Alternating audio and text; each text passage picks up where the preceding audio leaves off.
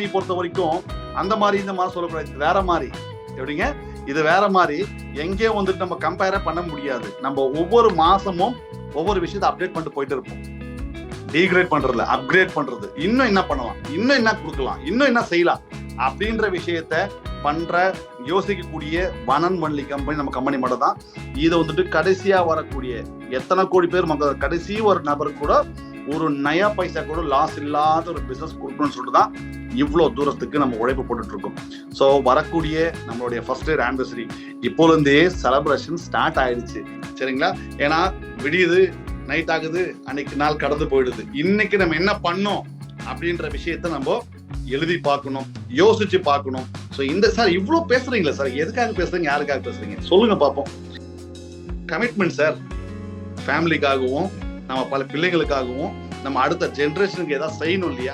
So சரியான company அமையணும் இல்லையா?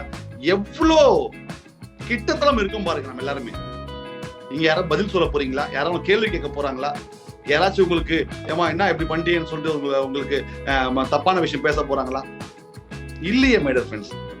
ஒரு புனிதமான வியாபார திட்டத்தை இந்த வாய்வழி வர்த்தகம் மூலியமா நம்ம எடுத்து ப்ரொமோட் பண்ணும் பொழுது எனக்கு நல்லா இருக்கு, நான் யூஸ் பண்ணிட்டு இருக்கேன், நான் பெனிஃபிட் அடைஞ்சிட்டு இருக்கேன், இவ்வளவு பேர் சாதிச்சிருக்காங்க, இவ்வளவு பேர் சம்பாதிச்சிட்டு இருக்காங்க, நீங்களும் பண்ணுங்க, நீங்க சாதிச்சு வெளியே வாங்க, நீங்களும் முன்னேறுங்கன்னு சொல்றதுல என்ன தப்பு இருக்கு?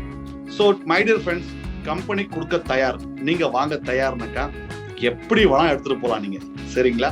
ராங் கமிட்மெண்ட்டும் கொடுக்காம எடுத்துட்டு போனா போதும், பஸ் நிம்மதியா பிசினஸ் பண்ணலாம், சந்தோஷமா எடுத்துட்டு போகலாம். நம்மளோட விஷயம் ரொம்ப பெருசு. இங்க ஜெயிச்சா ஒட்டுமொத்த இந்தியாவுக்கே சக்சஸ்.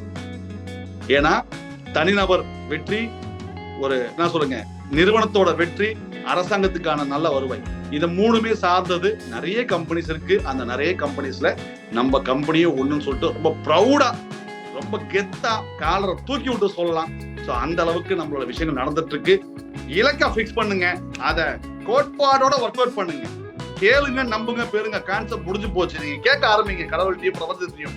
கண்டிப்பா அது கிடைச்சிட்டு நம்புங்க, பாசிட்டிவா இருங்க, தயவு செஞ்சு பாசிட்டிவா இருங்க. கேட்கவே நம்மளுக்கு தெம்பு இல்ல, நான் கேட்கவே மாட்டேன், நான் அதெல்லாம் பண்ணவே மாட்டேன், எனக்கு பிடிக்காத விஷயம்னாக்கா நம்ம எதுவும் பண்ண முடியாது சார். அது நெகட்டிவ் தான் முடியும். தயவு செஞ்சு கேளுங்க, கேட்கறது நல்லது கேளுங்க, பாசிட்டிவ் கேளுங்க, அது ஆக்டிவ்னஸா கேளுங்க. கேட்டதை 100% நம்புங்க சார். சார் 100% நம்புங்க, அது நிச்சயமா கூடிய சீக்கிரமா மிக விரைவில் கிடைத்தே தீரும். பெறுதலுக்கான கோட்பாடுல வந்து நிப்பீங்க. இதுதான் சட்டம், இதுதான் விதி, இதுதான் எந்த ஒரு மாற்று கருத்தும் இல்ல.